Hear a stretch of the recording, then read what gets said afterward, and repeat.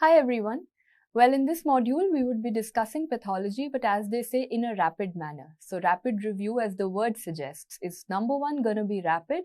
It's almost like if the earlier videos you've seen at a 2x speed, this is obviously inherently going to be at the original speed at a faster pace because that's the entire concept.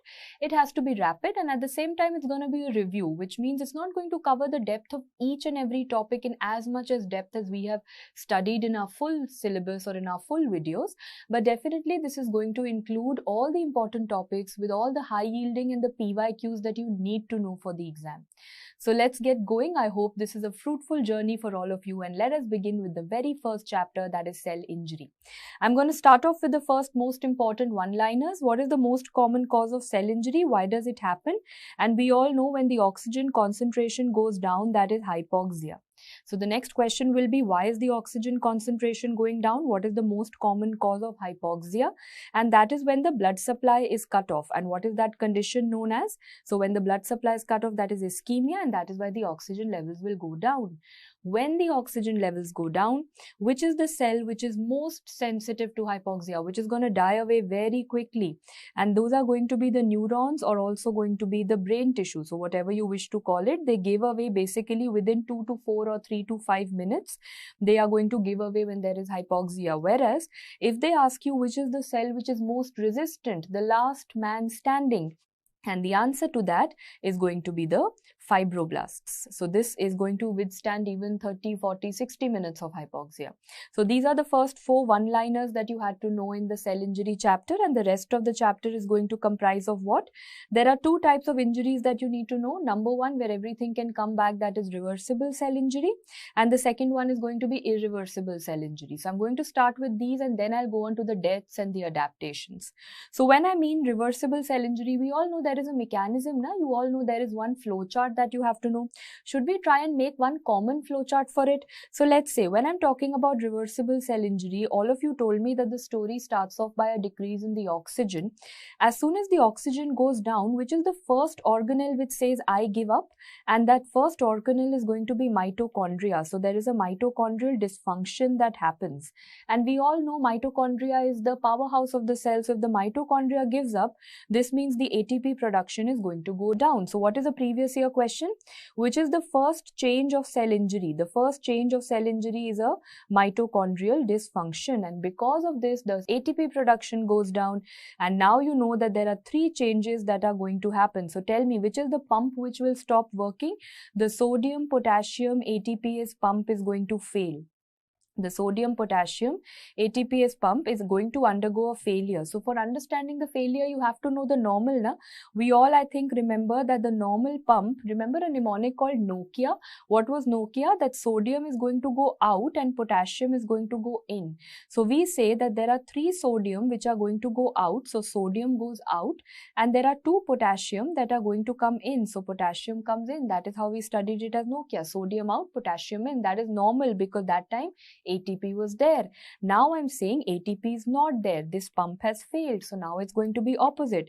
Now 3 sodium are going to enter. Bilkul opposite hoga. Now 3 sodium will enter and 2 potassium are basically going to exit. And that means that because there are more of sodium inside, there is going to be a water influx. A very, very important thing that happens is water influx, also known as cellular swelling. Guys, cellular swelling. Why has cellular swelling happened? It has happened because of water. So I call it the hydropic change. Very, very important information. The cell is going to become big like a water balloon. So repeating, because of the failure of the sodium potassium ATPase pump, there is going to be a water influx and there is a hydropic change that happens. Now, as the cell will keep on becoming big, big, big like a water balloon, ultimately there will come a time that there is some breakage that will happen. Water balloon will also burst, na, holi pe. We play with water balloon also bursts, and that results in the formation of myelin figures. What are the questions on myelin figures that you're going to get? Myelin figure question number 1, what is it made up of? So it is made up of phospholipid, much more in amount than calcium. The primary concern is phospholipid over here. Little bit of calcium it has. Question number 2, which injury do you see it in? You see it in reversible injury also, and you see it in irreversible cell injury also. But please please note, in reversible injury, this process is just going to start, whereas in irreversible cell injury, this process is going to be much, much enhanced. So if there are 5 myelin figures in reversible cell injury, there will be 50 or 100 myelin figures in irreversible cell injury. So basically, this is seen as a part of both cell injuries. Finally, question 3, how does it look like under the microscope? We can all see there are some lamellated concretions that I'm noticing, and in these lamellated concretions, which microscope have I shown you? The black and white microscope of Path, electron microscopy. So these all had resulted because of the failure of the sodium potassium ATPase pump. There is big swollen balloon cells, cellular swelling, and there is myelin figure formation. Apart from that, what is the second thing or the second event that is going to take place? Please note, when there is no oxygen, hypoxia, which kind of glycolysis will occur? This is going to result in anaerobic glycolysis. Guys, what is the byproduct of anaerobic glycolysis? It is going to result in lactic acid production. Lactic acid means that the pH of the body is going to go down. When the pH of the body will go down, acidic ho gaya na, lactic acid means what is going to happen to the nucleus? There is nuclear chromatin clumping. That's the next change that is going to happen. There is nuclear chromatin clumping that I notice. The second change of cell injury. So now I realize that the pump has gone, the nucleus has also gone, only the proteins are left. What is the process that makes the protein? Coming to the third thing. So which organelle makes the protein? Isn't it the rough endoplasmic reticulum? You used to study this in your school days also, na? Rough endoplasmic reticulum makes protein. What makes it rough? Rough is made by ribosomes. So now I say that in cell injury, what happens is that the ribosomes detach.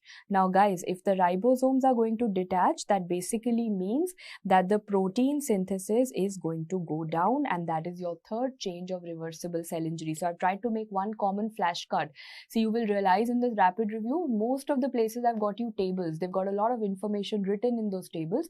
Here I did not write that information because I wanted to explain it to you first. But yeah, we're going to have a lot of these flashcards, one flashcard, full topic into it kind of thing, so that the bulk of your subject is reduced. So what happened in reversible cell injury? What are the 3 changes that happen? Number 1, the sodium potassium ATPase pump fails. So there is hydropic change. Along with that, there is formation of myelin figures. Question number 2 is that there is going to be anaerobic glycolysis. So because of the change in the pH, there is nuclear chromatin clumping. And number 3, because the ribosomes are going to detach, the protein synthesis decreases. That is reversible cell injury, because after reversible cell injury, gradually you go into irreversible cell injury. So now if someone asks you, what are the 2 defining moments of irreversible cell injury?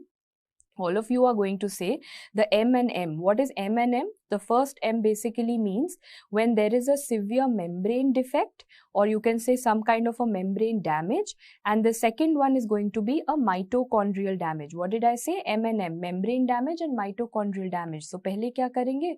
We will damage the membrane. Simple.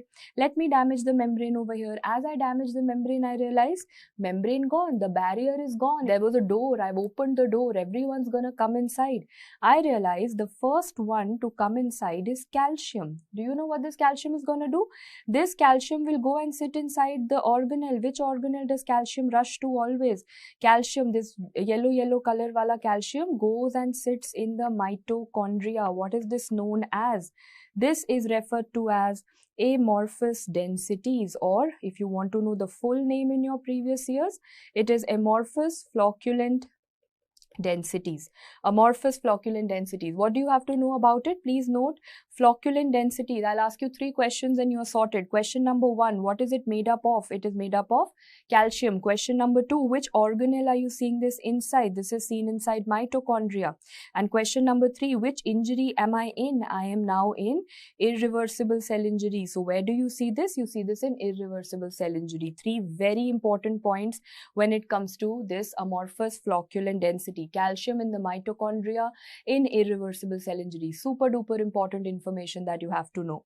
On that note, this is not the only thing that calcium does. Calcium is also going to go and activate a lot of enzymes. And please note that as it will activate the enzymes, what are the usual enzymes activated? like phospholipase, proteases, nucleases. Take a lot of enzymes are activated, but I am interested in the nucleases. How are the nucleases going to act? That is what is of my concern.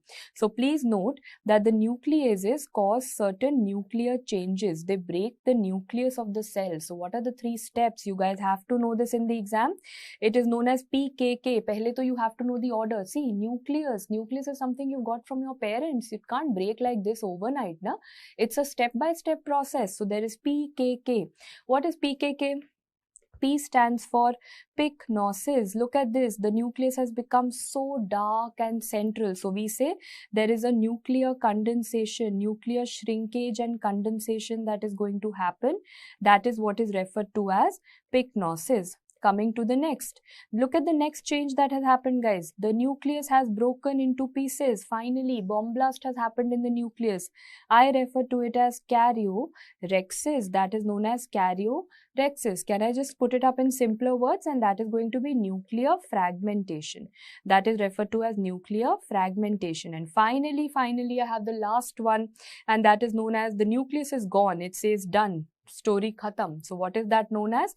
Karyolysis. See, the word is only telling me lysis means the nucleus is gone. I don't see any nucleus inside this.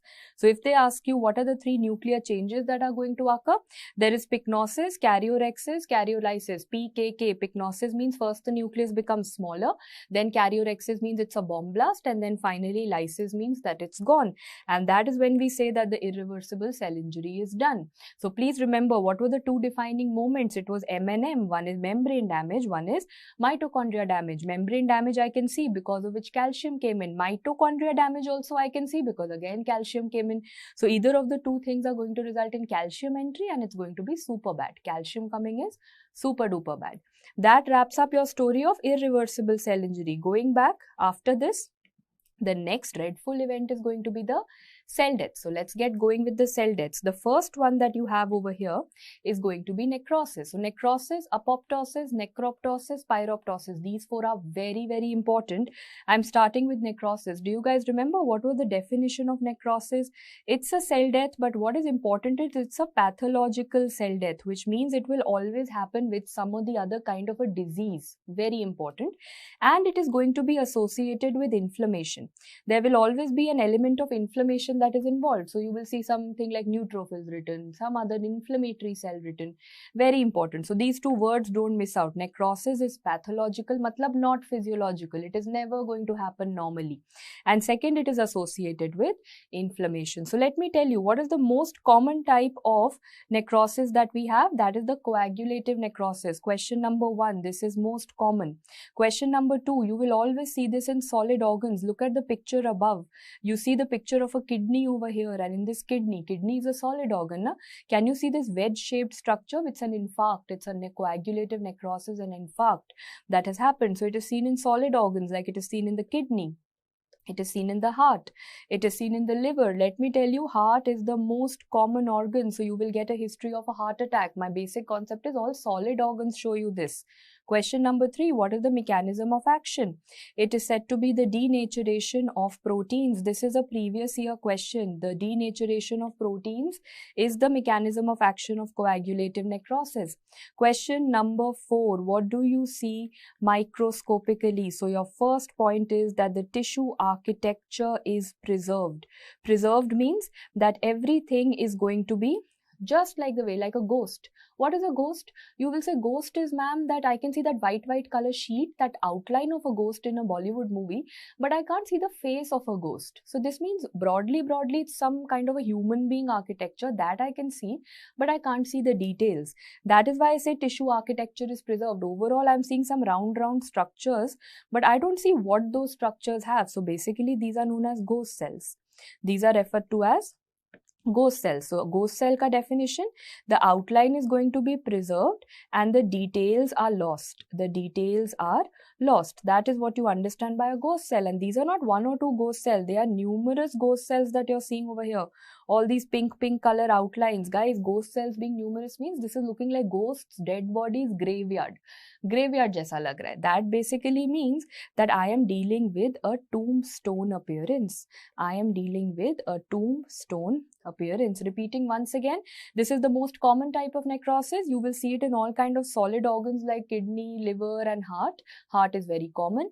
Denaturation of protein is its mechanism of action. Tissue architecture is preserved. You see ghost cells and tombstone appearance. Coagulative necrosis is done. Repeating once again, it is going to be seen in the solid organs, except it is not seen in two solid organs. So please note, now when I'll give you the example of the brain and the pancreas,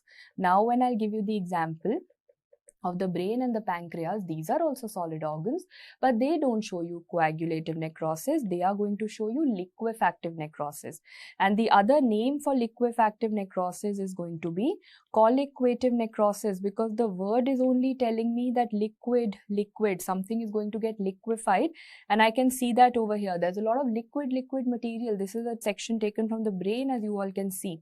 This is the only picture of liquefactive necrosis that they have. This is a segment of the brain. So did you ever notice or try to ask me that why, ma'am, when all the solid organs were showing you coagulative, why these two are showing you liquefactive? Because these two are the organs which are very, very rich in hydrolytic enzymes.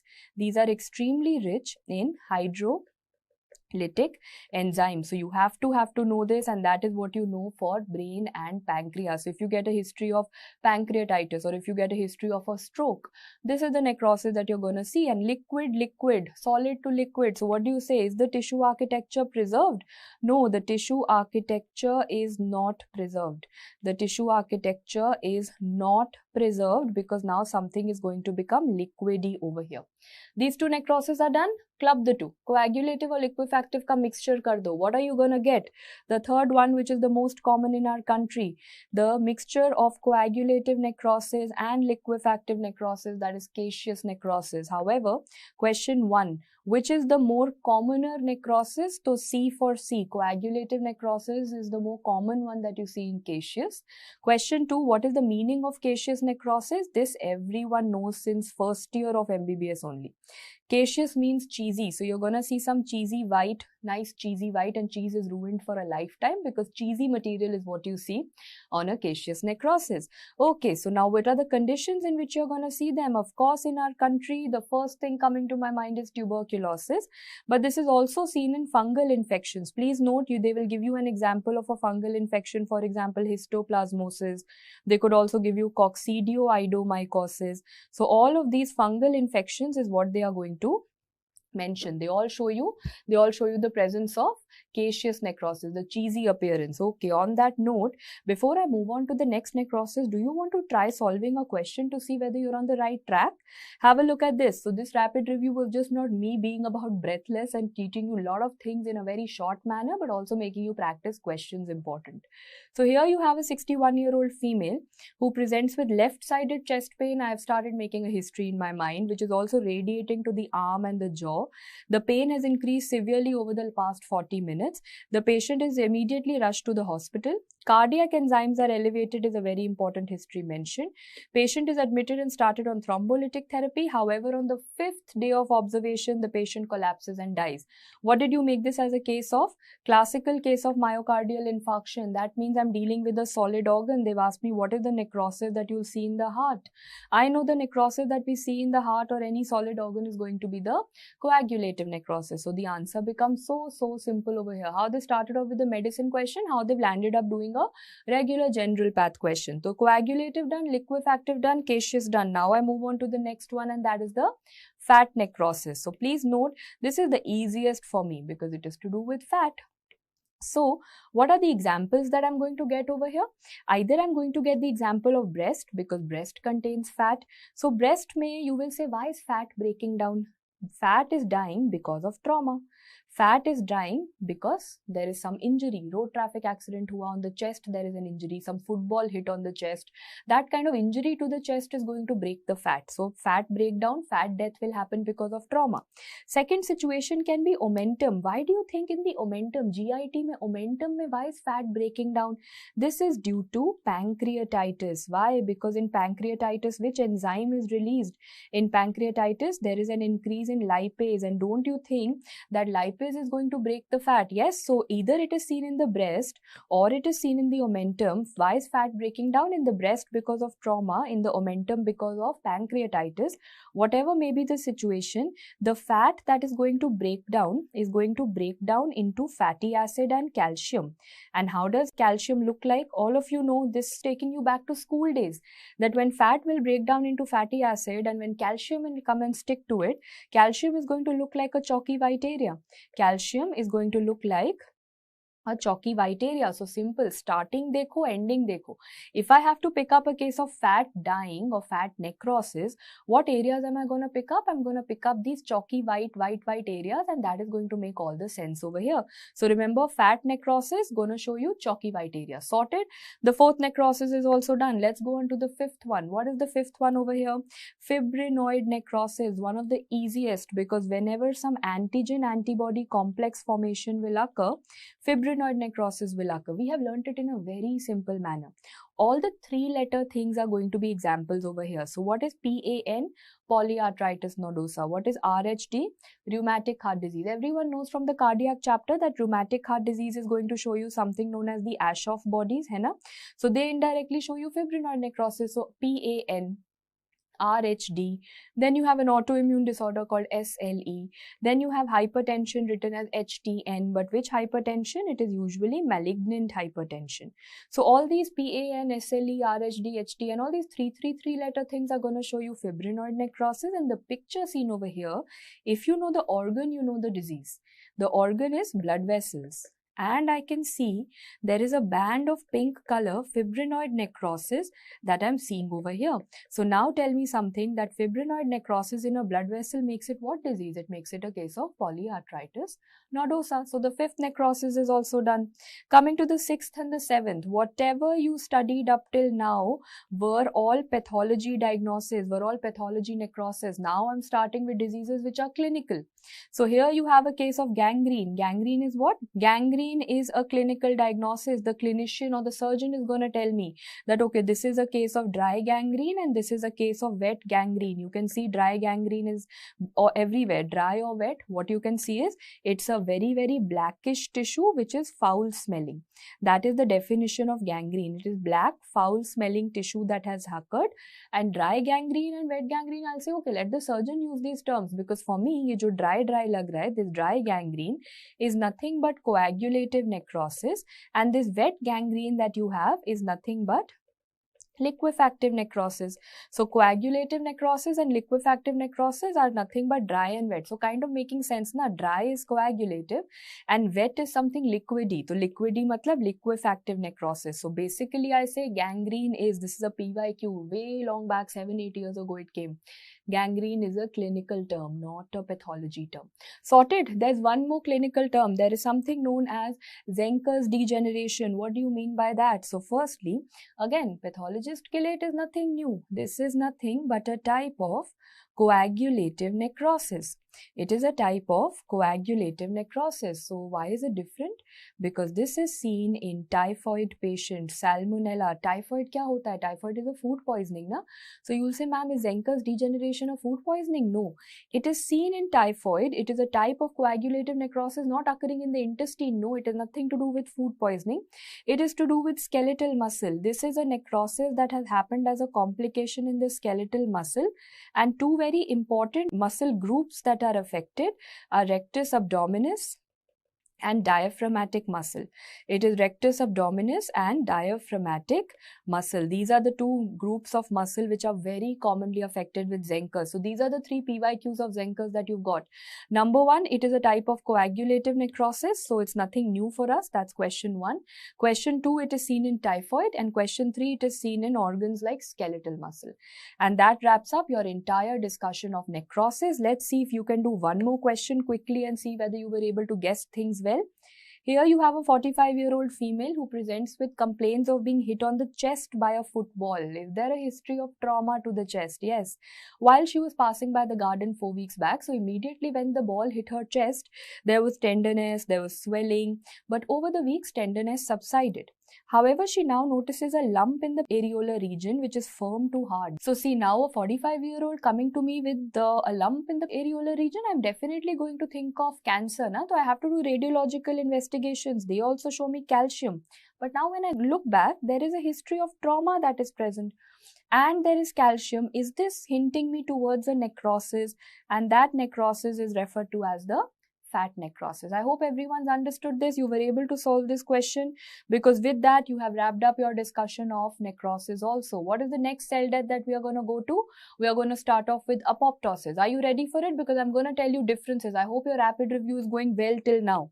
When I talk about apoptosis, I think the definition that you have been taught since first day of MBBS they started. What is apoptosis? Apoptosis is known as programmed cell death. Everyone will remember it till we die. We know this. Programmed cell death. But now that definition has an update. This programmed cell death is said to be a caspase dependent programmed cell death. And does it have inflammation? No. That is what differentiates it from necrosis. Necrosis mein cell was rupturing. There was inflammation present, whereas apoptosis is not going to have any inflammation. It is a programmed cell death which is dependent on a lot of caspases. So now the first thing that you will ask me is this seen normally or in diseases or both? Because you had studied that necrosis jo hai, that is only seen in diseases like TB or heart attack or stroke or pancreatitis. Necrosis was only seen in diseases, means necrosis was only pathological, but apoptosis is both. Apoptosis is going to be pathological as well as physiological, means they will ask you name one example of physiological apoptosis, and that is known as organogenesis. It is referred to as organogenesis or embryogenesis. That mainly means that during normal cell fetal production, when the normal fetus is developing, embryo is developing, the normal organs are forming, like your 5 fingers have to form. If 5 fingers have to form, the tissue in between has to go gayab, na? If the 5 fingers would not separate, you will have syndactyly. So where is all the tissue in between, the webs wala tissue, where is it going? It's going away by apoptosis. So you realize that organogenesis or embryogenesis is a normal apoptosis that is happening. Whereas what is it about pathological apoptosis? They always ask you these 2 C bodies. So always listen to me carefully. Always remember there is something called Councilman bodies. And then there is something called civet bodies. These 2 bodies are seen in some diseases, so they are pathological. Councilman bodies, C for C, it is seen in viral hepatitis. Kaunsa wala viral hepatitis? It is seen most commonly with hepatitis C virus. So Councilman bodies are seen with hepatitis C virus, viral hepatitis. Whereas civet bodies are given a lot of other C names. They are known as colloid bodies. They are also referred to as the cytoid bodies. So a lot of C names have been given to them, and they are seen in a condition which is known as LP, lichen planus. So you guys, when you go back to lichen planus, do you remember the disease in dermatology that has Wickham's tribe, and it is planar, polygonal, plaques, papules, pruritic, yes, purple, that PP lesion in dermatology. I hope you all remember. When you go to dermatology, you will get this question, wo PP wala jo lesion hai, that is lichen planus, has a very important body known as the colloid or the civet or the cytoid bodies. So dekho, once again, if someone asks you what is Councilman bodies, it is apoptosis. What is civet body? It is apoptosis. It is a pathological apoptosis. I hope everyone's understood this. And coming back, this was nothing but a caspase dependent programmed cell death. So next question that they will ask you is, what is the mechanism of apoptosis and how are you fitting the caspases into it? So please remember, in the mechanism of apoptosis, we have 2 ways. First, you have to start apoptosis, initiate, and then you have to execute apoptosis. So what did I say? What are the 2 things that we are studying? You have to start apoptosis and then you have to execute it. So when I say that we are starting apoptosis, either you will start it from outside, extrinsic pathway, or you will start it from inside, that is intrinsic pathway. So repeating, either from outside or it is going to be from inside. तो कैसे याद करें? Please remember that we have something called caspases in this entire process. So for initiation, I have caspase 8, 9 and 10 in order. For caspase 8, 9 and 10 for initiation, and caspase 3, 6 and 7 we have for execution. First you please ratta lagao, mug it up. Caspase 8, 9, 10 for initiation, caspase 3, 6, 7 is going to be for execution. And please note, out of 8, 9 and 10, देखो the way you write extrinsic pathway sounds like 8 and 10. E for 8 and X for 10. So in the extrinsic pathway, caspase 8 and 10 are gonna be activated. In intrinsic, if you read it opposite, it sounds like 9. So caspase 9 is going to be activated. Repeating, caspase 8 and 10 in extrinsic and caspase 9 is going to be in intrinsic, whereas for execution it is going to be 3, 6 and 7. So did you notice what exactly is a caspase? This is a question that you get. What is casp, ASP and ASE? Very important. So question number 1, what is C for caspase is standing for? This means it has cysteine residues. Caspase has cysteine residues. Coming to the next, what is ASP? ASP is going to be aspartic acid. What about aspartic acid? So remember, ASE क्या है? ASE मतलब enzyme. So at the end of the day, caspase is an enzyme. Enzyme means it's going to break something. How is it going to break? It is going to break the tissue after it sees aspartic acid. So for example, if this hand of mine is a tissue, you say, ma'am, I see aspartic acid on this finger, I will break it here. Then I see aspartic acid on this finger, I will break it here. Then I see aspartic acid on this finger, I will break it here. So wherever it will see aspartic acid, break, break, break. That is how it works. So remember, question 1, C for cysteine residues, ASP for it breaks after aspartic acid, and ASE means it's an enzyme. So caspase 8, 9 and 10 for initiation, 3, 6 and 7 for execution. We are going to give 5 minutes and quickly revise the mechanism. So first, I'm starting with initiation and we are starting with the extrinsic pathway. So please note, extrinsic pathway means something is happening from the outside. So for example, this is the cell which has to undergo apoptosis. This cell is blessed with something called CD95 or FAS. Remember, CD95 was the molecule. And this is the cell that I've got from my system. Guys, remember, this is a T cell of your body. This is a CD8 T cell. And this has something called CD95 ligand or FAS ligand. It has CD95 ligand or FAS ligand. That is what it contains. So please remember, bahar, from outside the interaction is occurring. So this is an extrinsic pathway. When they will combine, there will be 2 more molecules of CD95 that will come. So now how many molecules of CD95 are there? There is going to be trimerization. There is a trimerization of CD95 that is going to occur. And as soon as they become a trio, they feel, oh, we have become so powerful. Let us get another very powerful molecule. They get something called FAD. Now they are going to attract a very big powerful molecule called FAD. And you know what FAD does for you? FAD is going to activate which caspases? Guys, you're in extrinsic pathway. Which caspase will you activate?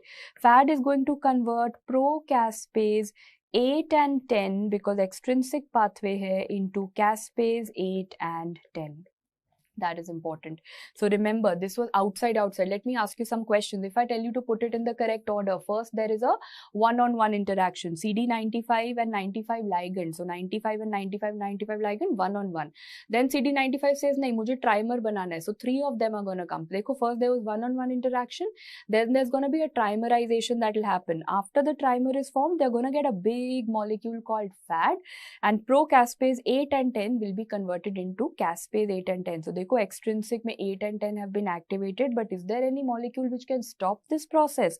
This process can be stopped by something called FLIP. So when we are asked what is FLIP, definitely you're going to tell me that FLIP is an anti-apoptotic molecule, because as I said, it can flip the story. It can stop all of this from happening. Which pathway was this? This was, guys, the very famous extrinsic pathway. Now we are still in initiation and I'm going on to the intrinsic pathway. What is it about intrinsic pathway that you have to know? Something is going to happen inside the cell. So for example, if this is a cell, I am saying some element of stress has come. So for example, there is a UV light, sunlight stress that has come into the cell. As soon as it comes into the cell, it is going to activate certain stress sensors. I call them like those fire alarms that, oh, they start ringing, that some stress has come. And what are those fire alarms?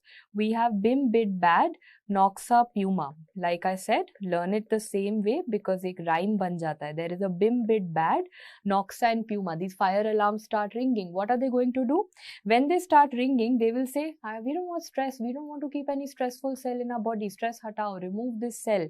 They are going to increase all of your pro-apoptotic molecules, and they are going to decrease all of your anti-apoptotic molecules. So what are they trying to do? They are trying to take you towards killing, towards apoptosis. That stress hai, cut the stress, remove the stress. So in the exam, they are going to ask you, what are all the pro-apoptotic molecules and what are all the anti-apoptotic molecules? So please note, pro-apoptotic mein I'll tell you a list and then I'll tell you one mnemonic. Okay, good deal. Pro-apoptotic mein we have P53, we have BAC, we have BAX, we have BCL-XS. Whereas anti-apoptotic, we have BCL2, MCL1 and BCL-XL. And how am I going to learn it? Anti-apoptotic means it is going to lower. Lower means L. All the LL containing things means you have BCL2, you have MCL1, you have BCL-XL. Repeating, BCL2, MCL1, BCL, not XS, XL. All these LL things are going to lower apoptosis. They are going to be anti-apoptotic. ठीक है, याद हो गया? So what have I done? And everything else that you have, P53, BAC, BAX, BCL-XS, they are all stimulating, they are pro-apoptotic. Okay, so now coming back, what are you doing? You are increasing all those pro-apoptotic molecules, you are decreasing all these anti-apoptotic molecules, as a result of which what is going to happen? You are going to send a signal to the, what is this organelle? This organelle is the mitochondria. You are going to send a signal to the mitochondria that please kill the cell, just kill the cell. So mitochondria says, wait, I will release two things and that will kill the cell. Number one is something known as SMAC and Diablo. SMAC and Diablo are going to kill the cells. Number two is going to be cytochrome C. But they ask you, how does cytochrome C kill the cell? Cytochrome C combines with something called APAF1. And together they are known as apoptosome. This is a previous year question. Keep noting all these PYQs that I'm telling you, it will help you. Cytochrome C is going to combine with APAF1 and they are going to together form an apoptosome. That apoptosome will finally convert the famous pro-caspase 9 into caspase 9, because if you remember, which pathway are you in? You are in the intrinsic pathway. In the intrinsic pathway, which is the caspase that you had to activate? 9. To kar diya na finally. The question that you'll get, what is apoptosome made up of? Apoptosome is made up of cytochrome C and APAF1. Together they are called as apoptosome and they are going to finally activate caspase number 9. And I realize that with this process, your initiation is done. The extrinsic is also done, wo CD95 wala pathway, and intrinsic is also done. Once initiation is done, 8, 9, 10, everything has been activated. Now it's a chain reaction. Now you're just going to do execution. So please remember, if caspase 8, 9 and 10 all have been activated, now they are going to go and activate caspase 3, 6 and 7, and that is what is execution. How simple. Now it's a chain reaction that has started. Execution is done. You're like, ma'am, is apoptosis over? No, one tiny little step is left. You know, initially you had such a big cell and such a big nucleus, and then you had, you know, chota ribosomes and endoplasmic reticulum and mitochondria. Is it so simple that suddenly I say caspase 8, 9, 10, 3, 6, 7 and sab gayab? No, na. What is going to happen is the cell is going to fall off in bits and pieces. There are going to be membrane bound organelles. There are going to be membrane bound organelles which are going to fall off. They might fall off with the nucleus, they might fall off without the nucleus. Both is possible. So for example, there's a piece which falls off like this, little bit without the nucleus. There is a piece that falls off like this with the nucleus. So it could be with the nucleus or without the nucleus. Both of those are possible, right? And please note that these are referred to as apoptotic bodies. Now imagine you have thousands of apoptotic bodies circulating. What are you going to say? These apoptotic bodies are then going to go and send a signal to the macrophages. These apoptotic bodies, they are going to go and send a signal to the macrophages that please, what is macrophage? Macrophage is a hungry cell, na, that please come and eat me and finish. Macrophage is going to cause phagocytosis and finally your cell is completely demolished. That is apoptosis. So now, is it so simple? How did the apoptosis send a signal? What is this signal that they are talking about? What signal? How did it call the macrophage that please come and eat me? That is known as a very important step called flipping of phosphatidylserine. Apoptotic bodies are going to do a flipping of phosphatidylserine, as a result of which there is a signal, PS likhte hain, phosphatidylserine is PS. You get a signal that okay, I will do flipping. So for example, if this is a cell, it will bring the phosphatidylserine outside. It has got the phosphatidylserine as a marker. It's put those signboards that, oh, phosphatidylserine is there. Macrophage says, okay, this means this cell has to be eaten. So if you will show phosphatidylserine, macrophage will come and eat you, and that is what they are doing. They started showing phosphatidylserine. Macrophage goes and eats it. Process is completed. Please remember, this is also known as, this step that I've just explained, that how the phosphatidylserine is flipped and how the macrophage goes and eats it. This process is also known as efferocytosis. This is also referred to as efferocytosis. This is also known as eat me signal. Getting the phosphatidylserine outside is nothing but the eat me signal, right? So you are giving a signal that, oh, phosphatidylserine, this means I have to go and eat it. So phosphatidylserine is an eat me signal. Very, very important. I hope everyone analyzed this, because apoptosis is done, and I'm going to give you a 30-second quick recap once again.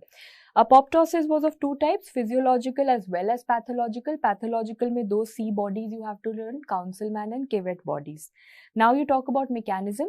First you start initiation, either it's by the extrinsic pathway where you activate 8 and 10 caspase, or it's by the intrinsic pathway where you activate 9. Once 8, 9, 10 is activated, you go and activate the 3, 6 and 7 caspases, means you've done execution. When execution is also done, you will realize that the cell will start breaking off into bits and pieces known as apoptotic bodies. How will you kill this apoptotic bodies? You will call, you will send a signal to whom? You will send a signal to the macrophages. How do you send a signal? You send an eat me signal. Flipping of phosphatidylserine happens, and that is also known as efferocytosis. Macrophage will come, will eat it, and the story is finished. If someone now asks you, what are you going to see under the microscope and what are going to be the markers? So please note, look at the nucleus of an apoptotic body. This is apoptosis. So there are 3 parts that you have to know. Very, very important. When they ask you what is the microscopic feature of apoptosis, the cell is going to become shorter. There is going to be cell shrinkage. The size is going to be smaller, but the colors are going to be very enhanced. There is going to be an extremely pink color cytoplasm that I notice. And there's an extremely blue color nucleus that I'm noticing, and this is important because do you see why is the nucleus extremely blue? Because this is due to NCC, nuclear chromatin condensation. Please note, this is due to nuclear chromatin condensation. Very, very important phenomena. The chromatin is condensed. Nuclear chromatin condensation, and that is what you can see on this electron microscopic picture. You can see jo black areas hai, these are the areas in which the nucleus has basically condensed. So repeating once again, if they ask you what is going to be the microscopic examination and what is going to be the hallmark of apoptosis, all of you will say it is nuclear chromatin condensation. That is the hallmark. If they ask you what is the marker is annexin 5. The marker is annexin 5, and please note there are certain other annexins also. So if the examiner says annexin A1, annexin 5, why will you not get confused? Because apoptosis is AP. AP means annexin penta. Annexin penta. So apoptosis will tell you annexin penta. And guys, where do you see annexin A1? वो भी बता दो. Annexin A1 is seen in hairy cell leukemia. It is seen in hairy cell leukemia. So hairy cell matlab A1. That is how I notice it over here. It is seen in hairy cell leukemia, whereas annexin penta is seen in apoptosis. Easy to learn. That is the marker. But what is the molecular marker? Molecular word means some CD95, na? Some CD marker matlab molecular. So CD95 is the marker that I use over here. Next, I need to know that is there any stain which is important? Yes, there is a staining procedure called the tunnel stain.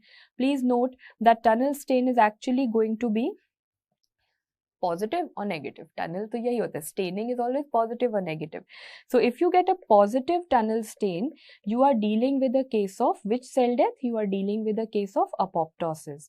And if you have a negative tunnel stain, this means you are dealing with a case of necrosis. And how are you going to learn it? Positive has PO, apoptosis has PO. Negative has NE, necrosis has NE. So it is negative in necrosis and positive in apoptosis. That is the tunnel staining. lastly, you have gel electrophoresis. Now, what is gel electrophoresis that you all have to know? Have a look at this very, very famous picture. This is DNA gel electrophoresis. This is the DNA totally intact of a normal person, not broken at all. This is a normal DNA. Here I see the DNA is broken into many, many lines. And what is this known as? This is known as the step ladder pattern. Where do you see the step ladder pattern? Most commonly it is seen in apoptosis. It can be seen in necrosis also. Can be seen, but most commonly it is seen in apoptosis. Coming to the next, what is this pattern known as? This is known as the smearing pattern. When I'm saying smearing pattern, this is something that you see in a case of necrosis. Repeating once again, if I ask you this step ladder pattern, this is obviously very, very obvious. So step ladder pattern most commonly seen in apoptosis, can be seen in necrosis too, whereas smearing pattern is seen most commonly in necrosis. So please remember this DNA gel electrophoresis, much expected question, very, very important. So if I ask you a question like this which says that the following gel electrophoresis pattern in patient B, in patient B means this patient, what is this pattern showing you? It is the step ladder pattern. What do you see it in? Necrosis, apoptosis, both or none? Come on, we would want to mark apoptosis, but there is an option of both present. And that is why my best answer over here shall obviously be both. Both matlab, it is going to be seen in both necrosis as well as apoptosis. If they would have told me to select only one thing, I would have selected apoptosis. But yahan pe both hai, so I will select both. So that wraps up your necrosis and apoptosis. What are you going to move on to next? Quickly, you will study the newer cell deaths. Under the newer cell deaths, I want to teach you necroptosis and pyroptosis. Let me start. When I say necroptosis, of course, this is going to be a combination of two things. It is a combination of necrosis as well as apoptosis. Now, when I say necrosis plus apoptosis, so little bit of necrosis it will have, little bit of apoptosis it will have. You guys have to tell me the definition. Do you know? Necroptosis is a kind of a programmed cell death. You'll say, ma'am, apoptosis was also a programmed cell death. Difference kya hai? This has nothing to do with caspase. This has nothing to do with caspase. It is a caspase independent programmed cell death. That's the word that you cannot miss in the paper. It is a caspase independent. I promise, I will not talk about caspase at all over here. What are the causes? This can also be physiological. This can also be pathological. Normal bhi hai, diseased bhi hai. So remember growth plate formation. When the growth plate of the body is forming, in growth plate formation, there is necroptosis, which is a normal growth plate. So in the bones is going to form in everyone. It's a normal physiological thing. But in pathological, please remember, this is now being associated with fatty liver. Fatty liver means steatohepatitis. This is also being associated with pancreatitis. So these are the diseases in which necroptosis is occurring. What is the last part that you have to know? Jaldi se mechanism bhi kar lo. You'll say, ma'am, kind of I know the mechanism. One thing that I know that I never can use in the mechanism is caspase. Never, ever. Listen to me a million times. Necrosis and apoptosis ka combo, that is necroptosis. You never, ever use caspases. So, what is the mechanism? 1, 2, 3, death. That is how my students who learned in previous lectures learn it. Necroptosis matlab 1, 2, 3, death. What is 1, 2, 3? The first thing is the binding of TNF with TNF receptor. That is the first step that happens. As soon as the TNF and TNF receptor bind, there is a trio formed. And that trio is RIP kinase 1, RIP kinase 3 and procaspase 8. And suddenly you're like, ma'am, abhi to you had said like promise, I will not use caspase and never ever will you use caspase, and you yourself are mentioning, but listen, I've kept my promise. I am not mentioning caspase. I am mentioning procaspase. Procaspase 8 can be used here. Caspase nahi hoga. Inactive is used, active is not used, caspase is not used. So I have kept a trio of RIP kinase 1, RIP kinase 3 and procaspase 8, and this is the Robbins 10th edition update. This is going to result in MLKL phosphorylation, and that is how finally the death is going to occur. So a simple question comes that which cell death shows you MLKL phosphorylation? It is necroptosis. 1, 2, 3 death. 1 matlab TNF receptor. Second, there is a trio called RIP kinase 1, 3 and procaspase 8. Finally, there is MLKL phosphorylation and the cell is going to die. This can occur normally like in case of growth plate formation. It can occur in diseases like fatty liver and pancreatitis. Done with necroptosis.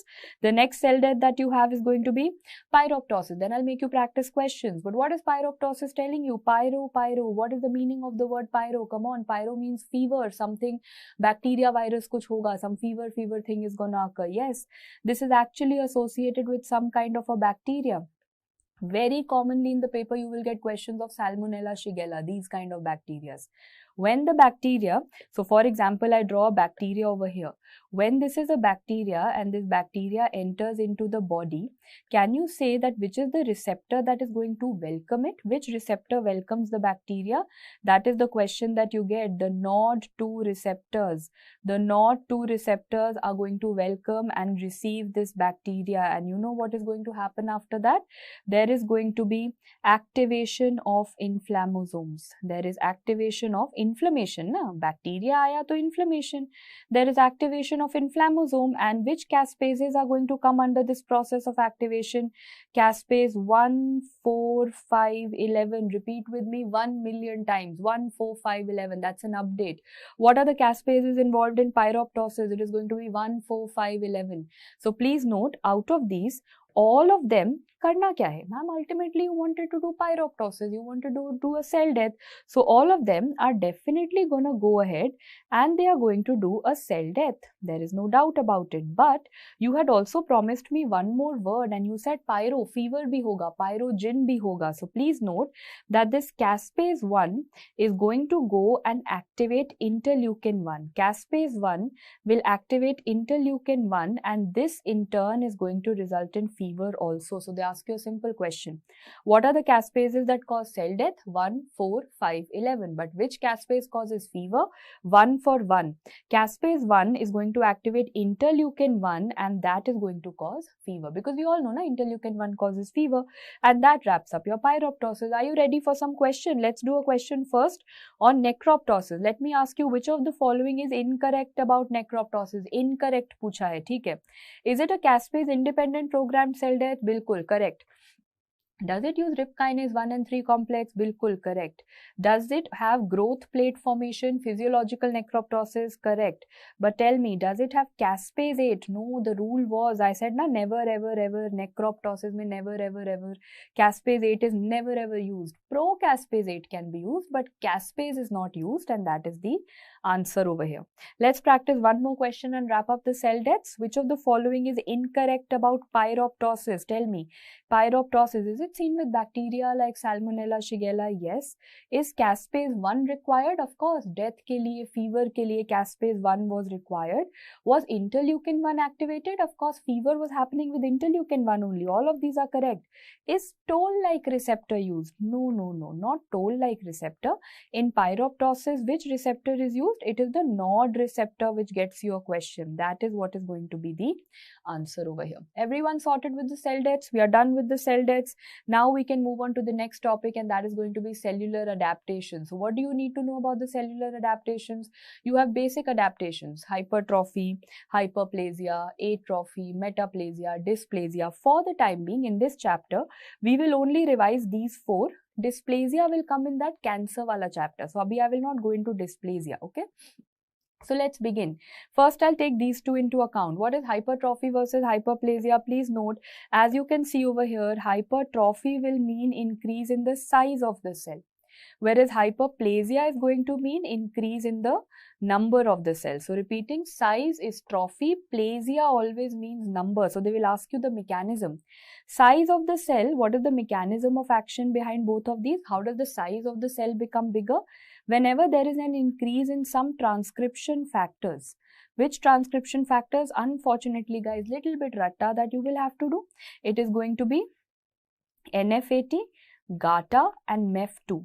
It is NF80, GATA and MEF2. These are going to be the transcription factors. When the transcription factors become greater, there is going to be big mota size of the cell. Whereas how does the number increase? Of course, come on, number is going to increase by division, mitosis. One cell will divide to 2, 2 to 4, 4 to 8. So mitosis is going to result in, no one will ask you the mechanism of hyperplasia, it's understood. Hypertrophy ka mechanism is a previous year question. That is going to be because of an increase in the transcription factors. Mug it up as it is. So are there any common examples? Are there any examples which show you both hypertrophy and hyperplasia? Yes. So let me do the two combo examples. Very important. If they ask you pregnant uterus or they ask you gravid uterus, yes, you will say it is going to show me hypertrophy and hyperplasia both. But guys, more of what? It shows you more of trophy. So remember, gravid uterus, and what reward do you get from a gravid uterus? From a pregnant uterus, you get a reward, that is bacha, that is a kid. So the trophy that you get is a kid. That is how I have learnt it. So gravid uterus mein se you get a trophy, which is your kid. So that is why hypertrophy is more common. Whereas if they ask you what do you see during breast development, especially during the P wala phases, means whether a female is pregnant or whether there's a kid who just hit puberty. So you will say again, we see both hypertrophy and hyperplasia, but because there are so many P's involved in this story, there is going to be more of hyperplasia that you see over here. Simple na? Puberty, pregnancy, plasia. P, repeating, puberty, pregnancy, plasia. So they ideally show you both, but gravid uterus mein trophy milta hai kid, so hypertrophy is more, and breast during puberty, pregnancy, plasia is going to be more. These were common examples. What are the individual examples that you have to know? Only and only showing you hypertrophy. I think everyone is aware that bodybuilders में the skeletal muscle, the big muscles is hypertrophy, the size increases. Second, you also know that in case of any obstruction in the body, so not just obstruction, proximal to the obstruction, hypertrophy occurs. Proximal to the obstruction, there is going to be hypertrophy. So let's think of any obstruction. Let's give you the most common example. If in the urinary bladder there is a stone obstruction, if there is a stone obstruction, what is going to happen proximal to the obstruction in a urinary bladder? There will be hypertrophy. So simple, whenever there is some kind of obstruction, the remaining tissue adapts by hypertrophy. Next, what are the examples? These were examples only and only hypertrophy, like bodybuilders in obstruction. What are the examples of hyperplasia? One example in females and one example in males that you will be doing. When I talk about females, I think everyone is aware that because of estrogen, there is something known as endometrial hyperplasia. Yes, endometrial hyperplasia is due to which hormone? E for E. Endometrial hyperplasia is due to estrogen. So endometrial hyperplasia due to estrogen, very simple, but correlate this with gynecology. Endometrial hyperplasia can lead to endometrial cancer. That is the question that you're going to get. It can result in endometrial carcinoma type 1. Please note this. This same information you will study in your gynecology lectures. Coming to what in males? Endometrium female में था, तो males में there's going to be prostate. There is going to be nodular hyperplasia prostate. There is nodular hyperplasia prostate. So your question is, which hormone does nodular hyperplasia prostate? PYQ. It is not because of you. If you're answering testosterone, then no. Remember that testosterone first changes into something. Testosterone changes into DHT, dihydrotestosterone. By which enzyme? By an enzyme called 5-alpha reductase type 2. By an enzyme called 5-alpha reductase type 2, and this dihydrotestosterone then causes hyperplasia prostate. So what was the previous year question? What causes nodular hyperplasia prostate? Is it testosterone or is it dihydrotestosterone? So your answer is going to be dihydrotestosterone, and that is going to result in nodular hyperplasia prostate. Dhyan se sunna, don't mark testosterone in the paper, mark DHT. So guys, tell me the pharmacology integration. If you have to stop this or if you have to treat this, what is the drug that you're going to give? Enzyme ko treat karo, enzyme ko inhibit karo. So that drug is known as finasteride. So remember, finasteride is an inhibitor of 5-alpha reductase type 2. That is what you can give for the treatment of nodular hyperplasia prostate. So simple. For hyperplasia, one female example, that is endometrial hyperplasia because of E for the estrogen. One is nodular hyperplasia prostate because of dihydrotestosterone. Moving on to the next. When everything was increasing size, number, hyper tha. Now when there is a decrease in the size and a decrease in the number of the cells, that is what you're going to call as atrophy. So they ask you what is the mechanism of atrophy, and that is going to be the UPP. UPP matlab there is something known as ubiquitin proteasome pathway. The mechanism is going to be ubiquitin proteasome pathway. So think of all logical things, guys. There is no ratta in atrophy that you have to do. So for example, if you stop using an organ, disuse atrophy. You stop using an organ, like fracture hua, you stopped using your arm, so the muscles will undergo atrophy. So please remember, there is muscle atrophy following fracture, which is a very important example. They will always give you ye wala symbol. So if there's a fracture of the arm or forearm, you're not moving your arm. So don't you think cast lag gaya, POP cast lag gaya, you're not moving your arm. So this means now your muscles will undergo atrophy because you did not use them. Similarly, if someone doesn't have food, this means malnutrition is going to result in atrophy. Someone does not have blood supply, this means ischemic atrophy is going to occur when the blood supply is cut off. When the nerve supply is cut off, you will say then also, ma'am, there is a problem. There is going to be what? There is going to be denervation atrophy. So all in all, I realize that I need certain things for functioning. You don't give me food, you don't give me blood supply, you don't give me nerve supply, and my organs are going to start shrinking. So this is finally referred to as denervation atrophy. One last thing, in the endometrium, can there be atrophy? Yes, old age mein. Endometrial atrophy, of course, postmenopausal, that 55-year-old female, of course there is endometrial atrophy. Can this lead to cancer? Can cause endometrial cancer. Which type? Endometrial cancer type 2 can happen. So where did I teach you endometrial cancer type 1? So please note, guys, this is something that you definitely have to know, that when I'm dealing with endometrial hyperplasia versus endometrial atrophy, both of them have ability to cause endometrial cancer, but this is endometrial cancer type 1 which happens after hyperplasia, and this is endometrial cancer type 2 that occurs after hyperplasia. And which of them is having a worse prognosis for the patient? It is this situation. The endometrial atrophy leading to endometrial cancer is going to be worse for the patient.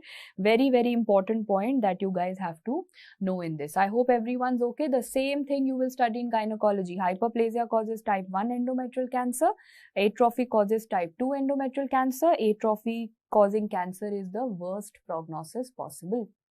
So atrophy bhi ho gaya. What is the last adaptation that I can say your body has to show?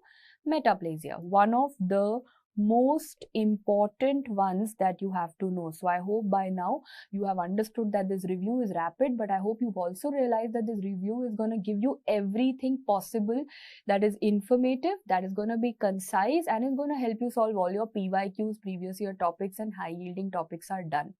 Okay, so now when we come to metaplasia, what is metaplasia? Basically, either one epithelium is going to change into another epithelium, that is one probability, or the other probability is that one mesenchymal tissue is going to change into another mesenchymal tissue.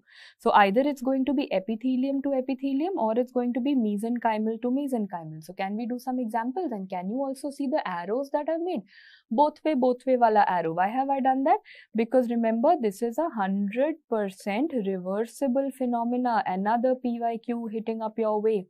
This is 100% reversible. Whatever I'm going to tell you can come back. PYQ number 1. PYQ number 2 is, how is it possible one epithelium squamous to columnar, columnar to squamous? ऐसे कैसे change हो रहा है? What is the mechanism involved? Mechanism of action, that is going to be reprogramming of the stem cells. The mechanism is going to be reprogramming of the stem cells. That is very important. So repeating once again, some stem cell was told you had to make squamous epithelium. Now you're saying no, change the tuition classes of that stem cell. Tell him he now doesn't have to make squamous epithelium, now he has to make columnar epithelium. So like we do updates of videos now, that now okay, Robbins has changed it, a concept change ho gaya. So I am giving you a reprogrammed, I'm giving you a new video, I'm giving you a new update. Like that, you are going to give tuition classes to the stem cells and tell him that earlier you you were making squamous epithelium, but now you have to make columnar epithelium. Like that, metaplasia happens. So let me ask you, if I ask you a simple question, what is the most common metaplasia that you're going to have in the body? So there are two questions. एक है most common metaplasia and second is your favorite metaplasia. Don't get confused between these two. So please note, when I ask you which is the most common metaplasia, and the answer to that is squamous metaplasia. And there's a very important part about the terminology that I want to share with all of you. So please note, under the squamous metaplasia, there's a very important question. This is what you see in the lungs. Lungs mein, which epithelium do we have? The lungs usually have the ciliated epithelium. However, I'm saying cilia are there in lungs. Now, however, I'm saying that if you're dealing with a patient who's a chronic smoker, he's been smoking since a very long time, or someone who has vitamin A derangements. When I say derangement, matlab excess of vitamin A can also cause a problem. Less of vitamin A, less and excess, both are a problem. The epithelium is then going to change into squamous epithelium. So tell me, why did you call it squamous metaplasia? Look at the end result. The terminology is made on the end result. So squamous metaplasia is because in the end I get squamous epithelium. That is the most common metaplasia, another PYQ in front of you. But what is your most favorite metaplasia? Your most favorite metaplasia is going to be the favorite Barrett's esophagus. So when I'm talking about Barrett's esophagus, please note that first you will have to tell me what is the normal esophageal epithelium. The normal esophagus has something known as squamous epithelium. And suddenly we will realize that this squamous epithelium is changing. Why is it changing? Because you're dealing with a case of gastroesophageal reflux disease, as a result of which there is an intestinal columnar epithelium that the body has ended up making. Intestinal columnar epithelium. Look at it, read it again and again. Intestinal columnar epithelium. What is it about? Because so much of acid reflux was happening. Why did you make intestinal epithelium? Because intestinal epithelium has all these round cells which are said to be the goblet cells. So please remember, if they ask you what is the hallmark of Barrett's esophagus, what is the hallmark of Barrett's esophagus? And that is going to be the goblet cells. And of course, you know the story of the goblet cells. There are going to be two more questions that I will ask you. What do the goblet cells contain? The goblet cells are going to contain acidic mucin. Goblet cells contain acidic mucin. And what is the special stain for acidic mucin? I think we all know acidic mucin is Alcian A for ANA. It is going to be Alcian blue positive. So remember, acidic mucin is going to be Alcian blue positive. Very, very important information. Let's do a recap. What is Barrett's esophagus? Normal esophagus is squamous epithelium. In the process of gastroesophageal reflux disease, that changes into intestinal columnar epithelium. Intestinal matlab it has a lot of these round goblet, wine goblet glasses kind of cells. What do those glasses of goblet contain? They contain acidic mucin. What is the special stain for acidic mucin? It is going to be Alcian blue. That wraps up your epithelial metaplasia. But one question must be coming to your mind, that why are you only and only talking about epithelium? What about mesenchymal? So here I go.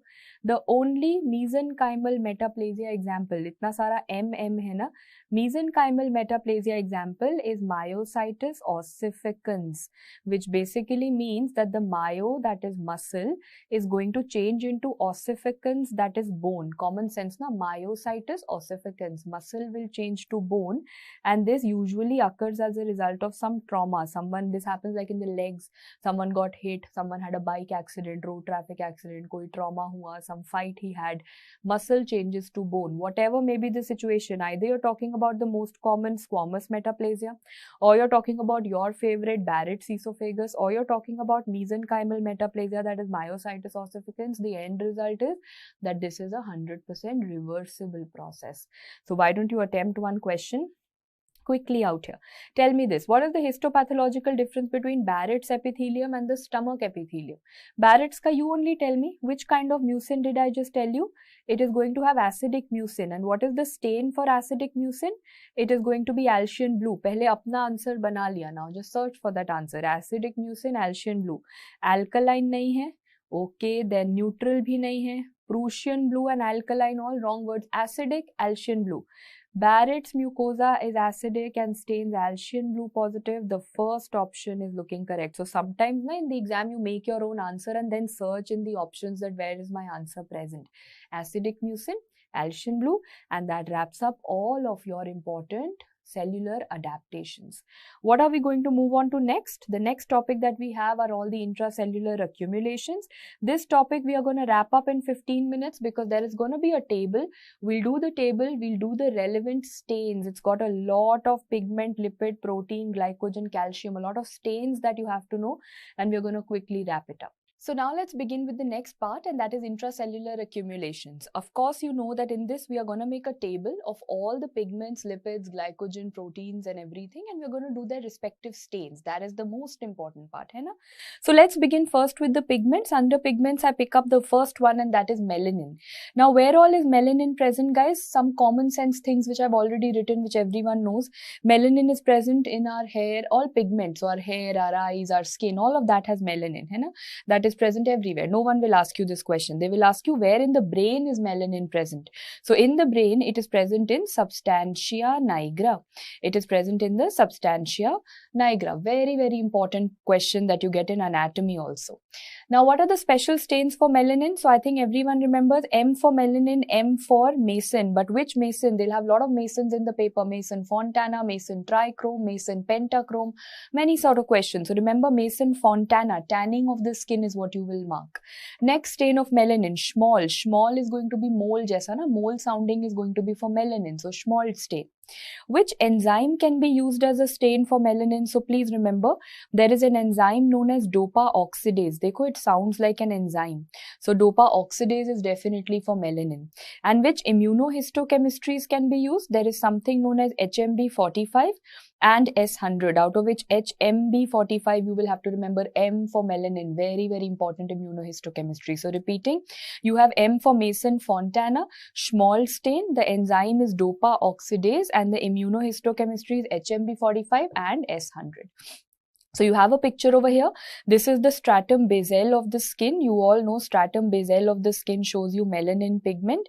And this black color stain that you have over here is the very famous Mason Fontana. So let me ask you the next stain now, the next pigment. One was melanin. The next one that you have is to do with hemosiderin. Dekho, hemo word means that whenever they will give you a history of hemorrhage, hematoma, something to do with some kind of a road traffic accident, that is exactly when this story will come up. Which pigment will come? Bleeding wala hemo story hoga. That is gonna be hemosiderin.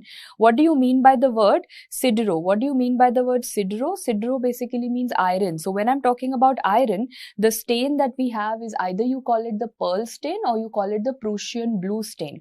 So you can all see over here that there is a stain which has given this nice Prussian blue pearls color, and that is the answer that you have. Very, very important PYQ again that you have to know. Repeating once again. So pearls or Prussian blue staining is something that is going to come up over here whenever they give you any iron related history, iron overload, hemosiderosis, hemochromatosis, any iron related history, you're going to think of pearl stain. Coming to the next pigment that you have, the very famous lipofuscin. First and foremost, everyone, please break this into two words. Please break it into lipo and fuscin. Why do I say that? Because lipo will remind you that what is the special stain? Lipo matlab oil red O. The special stain is oil red O. And what is fuscin going to remind you? Fuscin will remind you of fast. It is acid fast. Means the stain for fast is what? It is going to be the Zn stain. So repeating, oil red O for fat and lipo word and fuscin ke liye fast. Stains rat liya. Now let's get into the concept. Lipofuscin is something that you will see in old age. You will always see an 83-year-old man, an 85-year-old man. So you will always get an old age wala history. This is also known as senile atrophy. Old age. Always remember this 83-year-old male history that you will get. Next, it is a wear and tear pigment. What happens at the age of 83? The person has a lot of wear and tear in the body. So there's going to be a history of wear and tear present. And next, why is there going to be so much of repair, so much of distress in the body, so much of wear and tear in the body? Because this is a telltale sign of free radical injury. This is a telltale sign of Free radical injury. So lots of free radical injury happens with age. Free radical injury leads to what? It leads to lipid peroxidation, and that is the reason that lipofuscin is formed. So they can also ask you, what is the mechanism behind lipofuscin formation? It is lipo word kahan se aaya? Because lipid peroxidation has occurred. How do I identify this? One very classical way of identifying this is the location. Have a look at this. If this blue color thing is the nucleus, can you all see that lipofuscin is brown color around the nucleus? It is always around the nucleus. Even if you look at it under an electron microscope, you can see that ye wala area is the nucleus and this is always around the nucleus. Remember, it is classically defined as a perinuclear pigment. Now let me complete the story. As soon as you get an 83-year-old man with a perinuclear pigment, there is nothing else that you will think of other than lipofuscin. Sorted? Shall we move on to one question based on it? Let's try. Find out the incorrect option about the pigment shown below. Pehle to pigment identify karo. What is the pigment? You will say, okay, this is the nucleus and we have something which is around the nucleus. So what is that? That is a perinuclear pigment that you have. And what is it going to be? Is it yellow-brown in color? Huh? Correct. This is seeming correct. It is yellow-brown in color. Is it due to lipid peroxidation, free radical injury, lipid peroxidation? Yes, because it is lipid related. Is it positive for oil red? Oh, bilkul theek, correct. Is it seen in infants? No, this is senile, 83-year-old man. This is the false statement and that is what they had asked me. They had asked me for the incorrect answer and I've got that answer over here. Sorted. Now you know how to solve questions on lipofuscin, everyone. Let's move on to the next. So you've done the most important pigments. There is one pigment that I want to add on to this story. So what all pigments have you done? Number one, you've done melanin, the skin wala pigment. Next, you've done hemosiderin, which is to do with the iron related, the hemorrhage related stuff. Next, you've done lipofuscin and the entire story about it. Now I'm going to add over here something known as copper, and in which, because there's no picture in it, there's only text that you have to know. So copper ke liye kaun sa wala hota hai? I had learned RRR. Remember we did a movie called RRR. Pehle to tell me, copper is increased in which disease, or copper is associated with which disease? Will the examiner give you a question? Examiner will give you a question of Wilson's disease. And RRR matlab the copper ends with an R and the name of the stains are going to begin with an R. That is rhodanine and rubianic acid. Repeating, rhodanine and rubianic acid. So let's go once again. When I say copper, you're going to say RRR, rhodanine, rubianic acid. Everyone, please make a big table over here. And what is that table that is going to be? Where do you study rhodamine? Very important. This is different.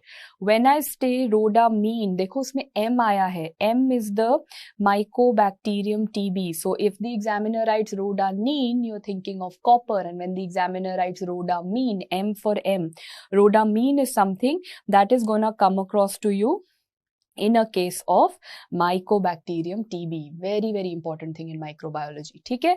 So pigments are done. Can we move forward? I'm going to jump on to glycogen. So tell me guys, what is the stain for glycogen, or where will you talk about glycogen?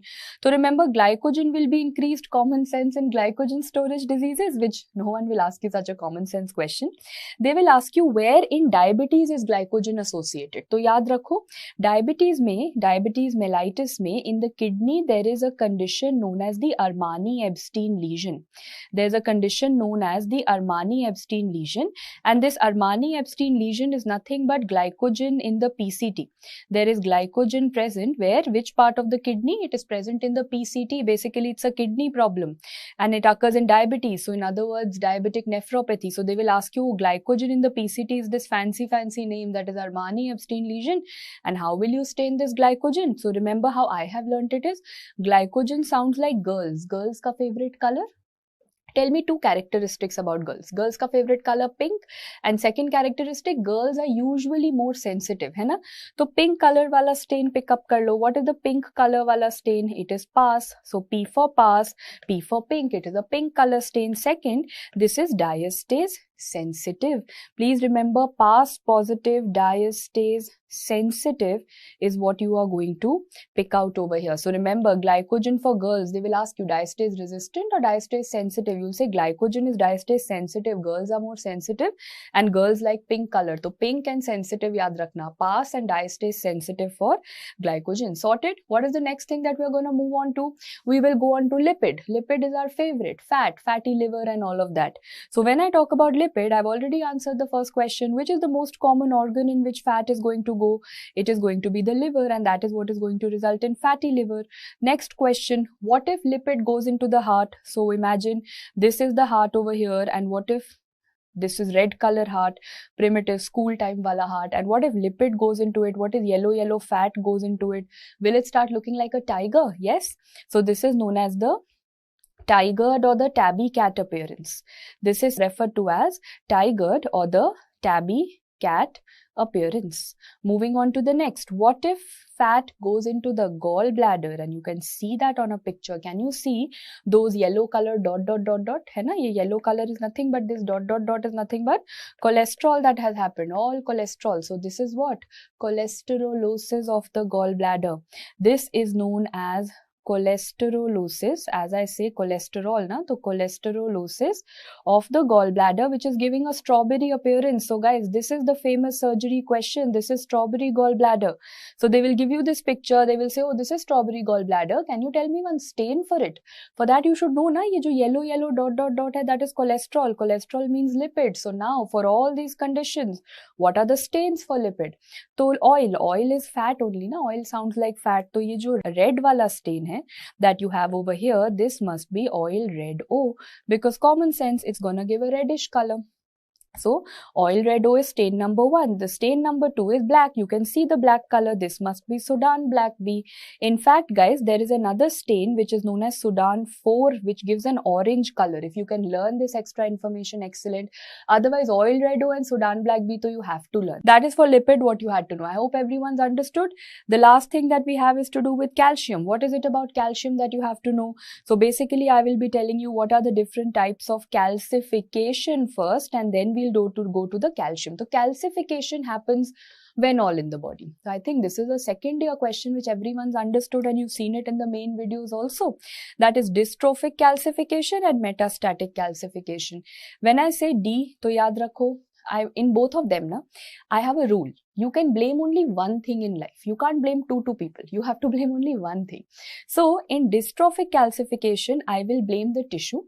Whereas in metastatic calcification, I will blame the blood calcium. So blame one person. So when I say dystrophic calcification, you will say D for dystrophic calcification, D for dead and degenerating tissue. D for dead and degenerating tissue. So as I said, there is D for dead, D for degenerating, D for. So kiska problem hai? The tissue is dead. The tissue is degenerating. Tissue ka problem hai. This means the serum calcium levels are gonna be normal. Normal serum calcium levels 9 to 11 है ना, तो 9 to 11 का serum calcium level is normal. On the other hand, in metastatic calcification, the tissue is normal. The tissue is having no problem, no death, no degeneration, nothing, totally normal. Who is at a problem? The serum calcium levels are problematic. They are elevated. Blame one thing. In dystrophic calcification, blame the tissue. Dead and degenerating tissue is there.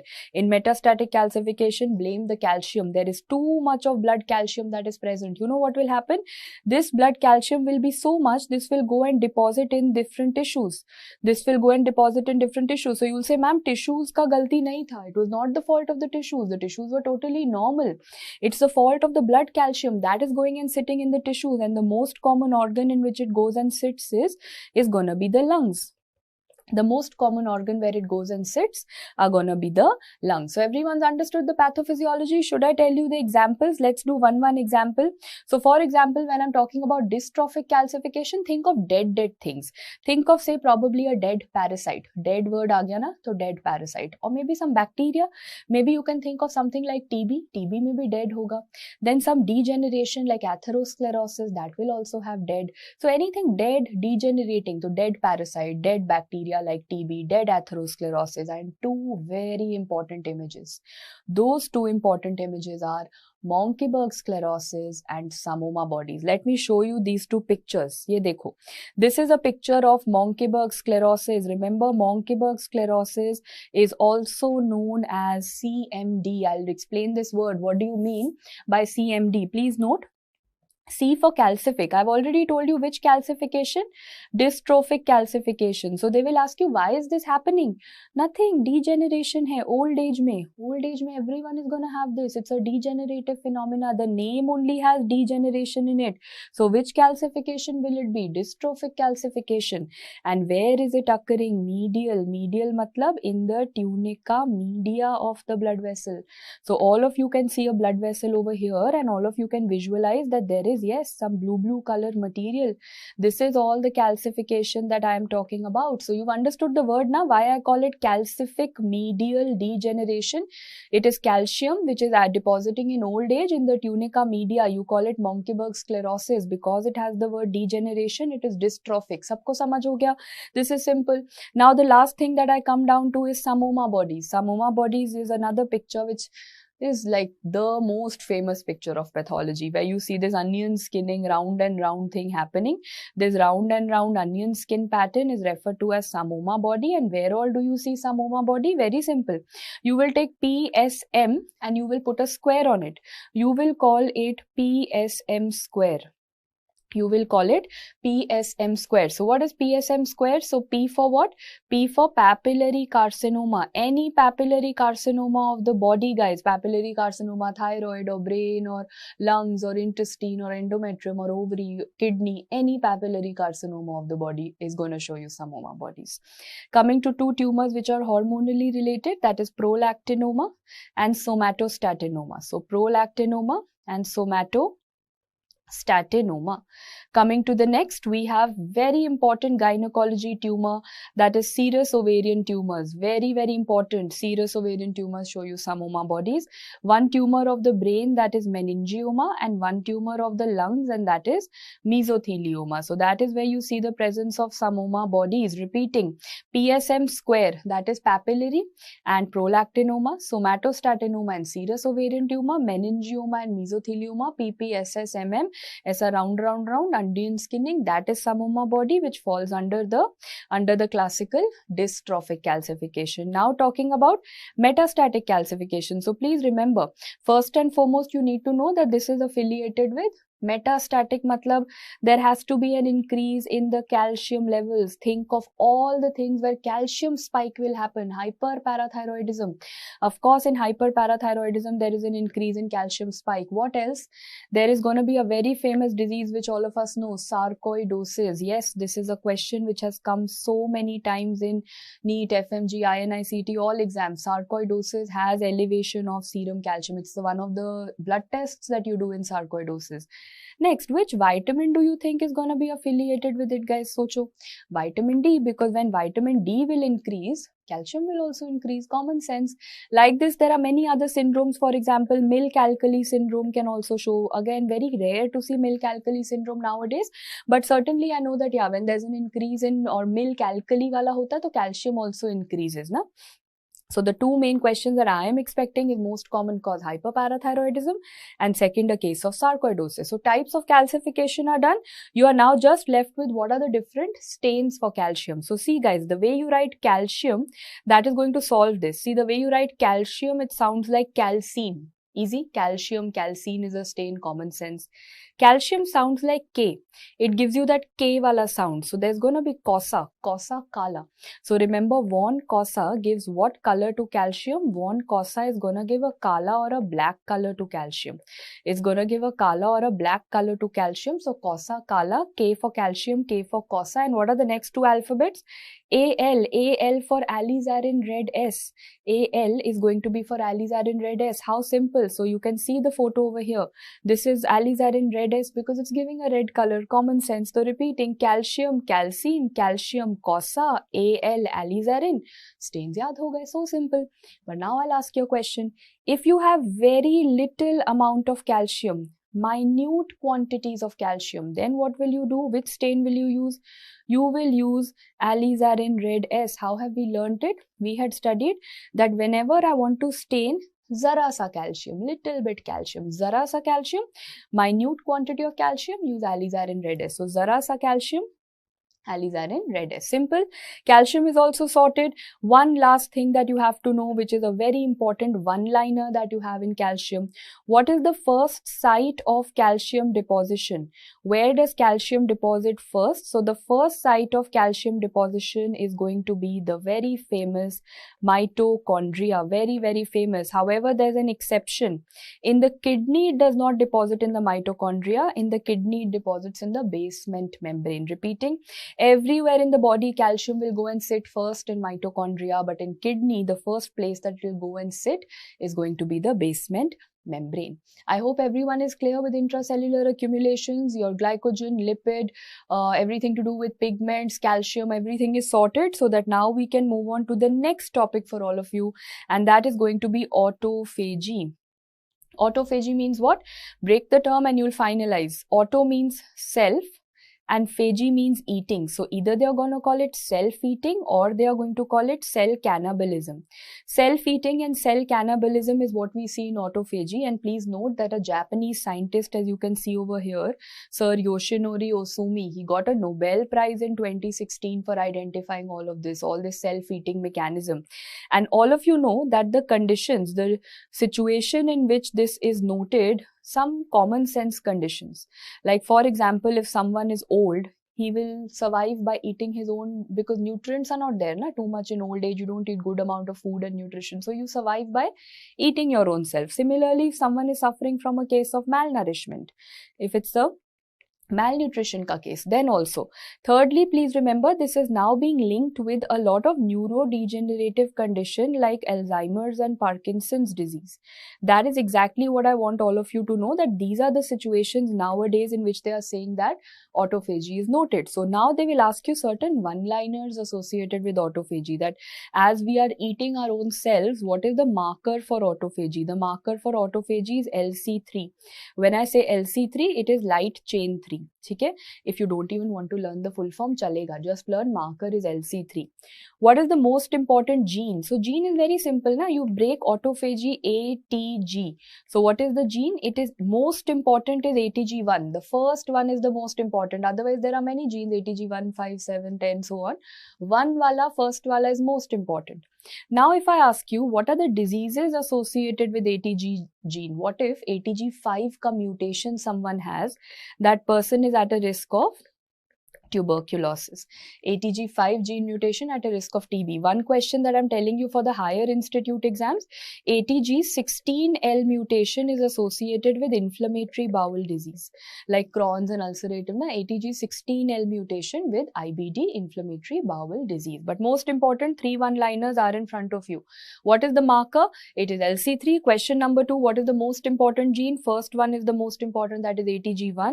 And the next question is, what are the diseases? If someone has ATG5 gene mutation, that person is going to have a risk of tuberculosis. Sorted for everyone. Shall we move forward? The next topic is, why are we getting old? Very, very interesting topic. Why are we getting old? What is the reason? Cellular aging. So why are we aging? What is the most common cause? Because we are having a lot of free radical injury. A lot of free radical injury is happening into the body, and that is why we are getting old. So firstly, I will come back to free radical injury, but other than free radical injury, what are the other causes? There's one very famous cause known as telomere shortening. Our telomeres are becoming short. That is why we are becoming old. And what do you think is happening to our insulin? Don't we know that as we age, our body stops responding to insulin? Don't we have insulin resistance as we are getting older? And yeah, that is a reason that we are getting older. It's not that we are getting old and then we are becoming insulin resistant. Ulta hai. We are becoming insulin resistant, and that is why we are aging. That is the real concept behind it. So please note, what are the three main reasons of why we are becoming old and buddha? That is because one, of course, is exams, because we give so much of mental stress to ourselves. That is the reason for a medico becoming prematurely old. But in otherwise non-medico population, it is primarily because of free radical injury, it is because of telomere shortening, and it is because of insulin resistance that we are getting old. Now note, out of these, first I'm focusing on telomere shortening. So what is telomere is the first question coming to your mind. Telomere is something which stands for TE. It is going to be present at the terminal ends of a chromosome. It is the terminal part of the chromosome, and it has a sequence of TTA triple G. It has a sequence of TT. One telomere matlab TTA triple G is one telomere. Okay? Now I will say that, for example, at birth, you had 1 million telomeres. Or chalo, let's take a smaller number, 1000. At birth, you had 1000 telomeres.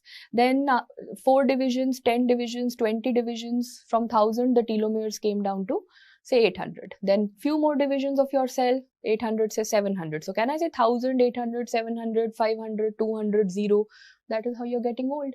As you are aging, as your telomeres are shortening, you are becoming old and old and old. So remember that with each division of the cell, you are becoming old. Why? Because your telomeres are going to become shortened. There is going to be telomere shortening that will happen with each division. So can you prevent it? Can you prevent that short happening? Yes. God has also given an enzyme called telomerase, which is RDDP, RNA dependent DNA polymerase. Telomerase is going to be RNA dependent DNA polymerase, and that is going to be an enzyme which can prevent. So it will say, okay, you have 1000 telomeres, I will keep it 1000.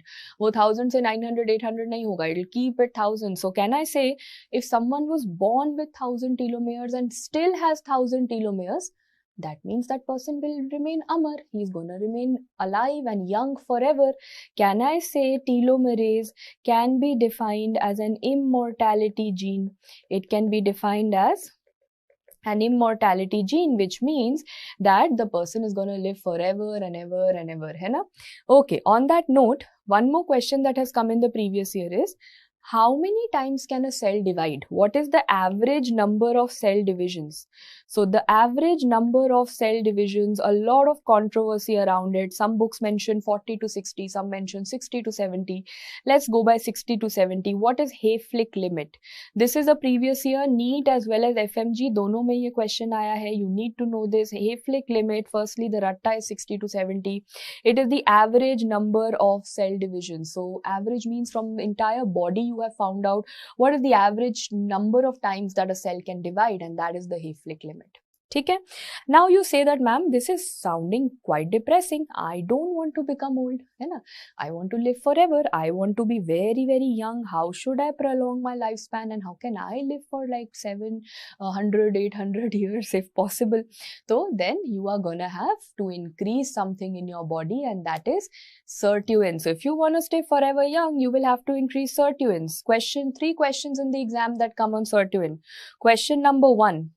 How many genes does it have? So sirtuins are gonna have a total of, earlier they used to say 1 to 6, now they say 7 and above genes are known.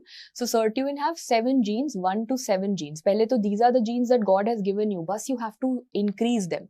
So sirtuins are sirt genes. Next, what exactly are those? If someone asks you that what exactly is it? It is a histone deacetylase. This was a recent NEET PG question. Hota kya hai? What is a sirtuin? It is going to be a histone deacetylase. And next, if they ask you what is the most important or what is the use of sirtuins, so sirtuins have used ABCD. Ye to matlab 4 or 5 times, so I have only seen in the last 7 years that this question has come. And that is A for, pehle to what am I asking you? What are the benefits of sirtuins? You will say, okay ma'am, the benefits of sirtuins are A, it is making me very, very young. It is helping in anti-aging. Next, it can also be used in the treatment of cancers. And next, it can also be used in the treatment of diabetes. Which kind of a drug? For example, let me say sirtuin is a drug. What kind of a drug do you use for the treatment of diabetes? That drug which will improve the insulin sensitivity. It is going to improve the insulin sensitivity, and that is why I can use it in the treatment of diabetes. That is all a part of the previous year questions that have come. Question number 1, how many genes? Cert 1 to 7. Question number 2, what is the enzyme activity that it has? Histone deacetylase. Question 3, what are the benefits? It is anti-aging, cancer treatment, diabetes treatment. That is going to be the benefits of it, as a result of which someone will become very, very young. So please remember, you will say, ma'am, now to I have to know how can I increase these sirtuins in the body. So I'll give you one good news, one bad news. Good news kya hai? You can have red wine. By having red wine, you will increase sirtuins. Bad news kya hai? That you will have to have less food. Calorie deficit. So basically, eat less and drink more. That is how we learn it. Okay, so eat less, calorie deficit, and drink more. That is, red wine consumption has been associated with an increase in sirtuins, and that will help you live and remain forever young. Okay, but you say that I am constantly being reminded of that movie Pa and that character of Amitabh Bachchan in the movie Pa, where there was progeria, where there was premature aging. Yes. What is premature aging? Becoming old very, very quickly. What is most common cause of premature aging? Exams. NEET, PG, FMG, INI, CET. Medical exams, MBBS, most common cause of premature aging. Jokes apart, premature aging is genuinely a major disease. Progeria. Progeria is not one disease. Progeria is an entire syndrome of diseases, progeroid syndromes. Okay? And progeria is of many types. I've got you the two most important ones. One is Werner's and one is Hutchinson-Gilford. So, sabse pehle, Werner's has an onset in adult age. It is adult progeria syndrome. So that movie character Pa did not have Werner's, which is the onset that happens in childhood.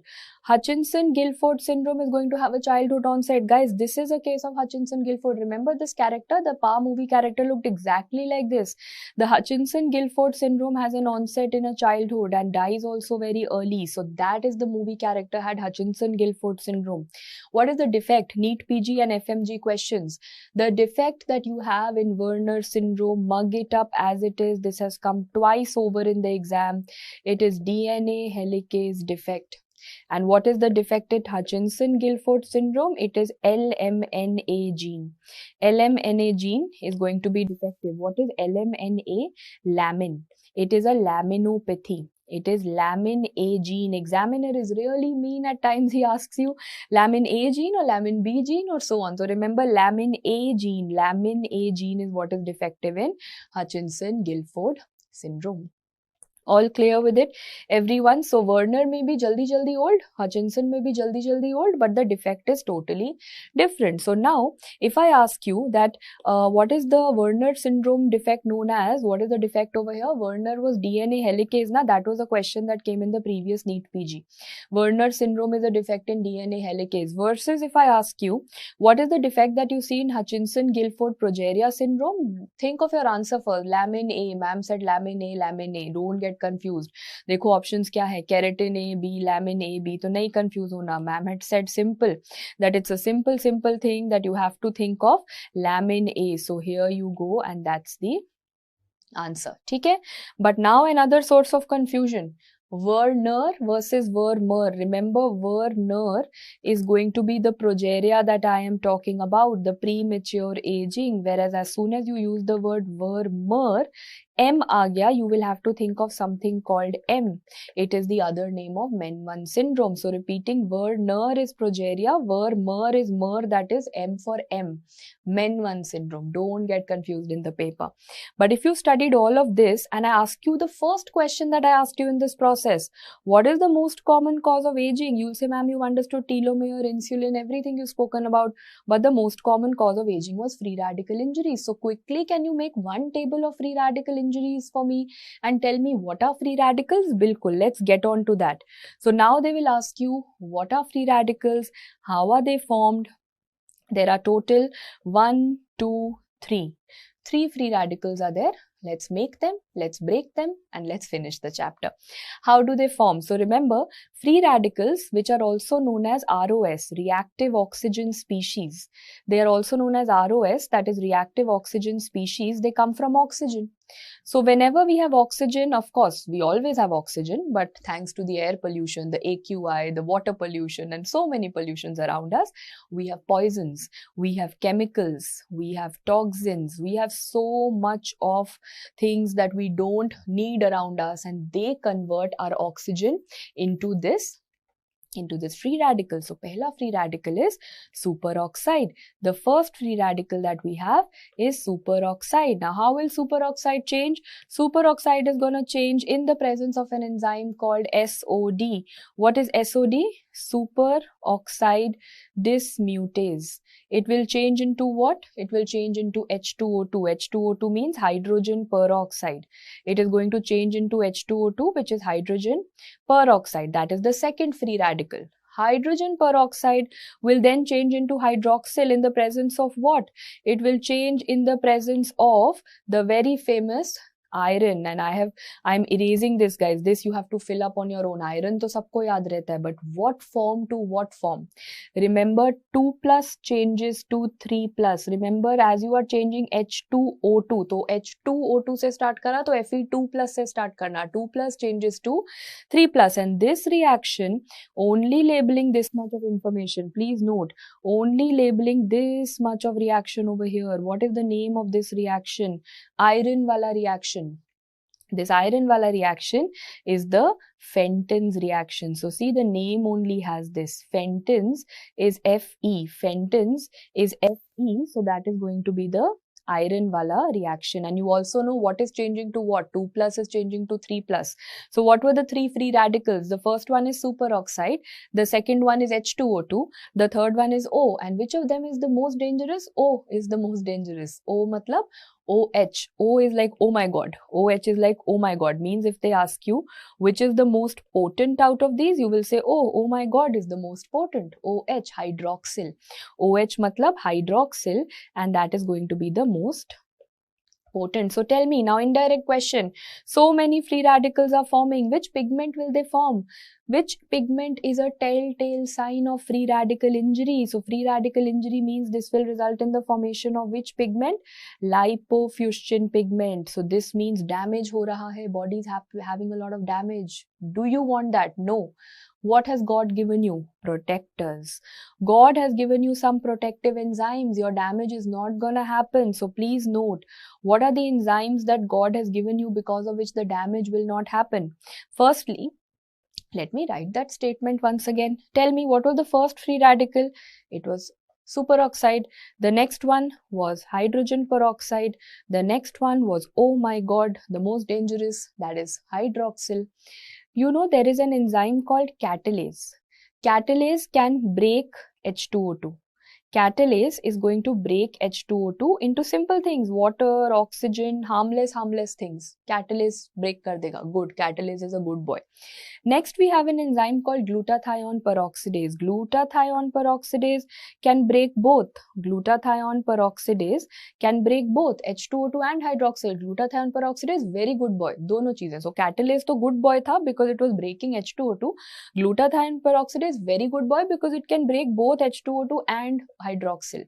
But what about this superoxide? No one is breaking the superoxide. So then I say, kya kare? What should I do? How should I break it? I say, let's do indirect. Convert this into H2O2. Then H2O2 can be broken down by so many things. Who converts it into H2O2? Superoxide dismutase. So can I say that superoxide dismutase in a way is forming free radicals also? Superoxide dismutase is breaking also indirectly the free radicals. Dono kaam. Diplomatic, hypocritic person he is. Superoxide dismutase is forming also and breaking also. I hope you all remember. Let's do a medicine correlate. Do you all remember there is a disease because of superoxide dismutase 1 gene? SOD1 gene mutation. Kaun sa disease hota hai which Stephen Hawking also had? Amyotrophic lateral sclerosis. Amyotrophic lateral sclerosis shows you the presence of SOD1 gene mutation. What is it in medicine that they ask you?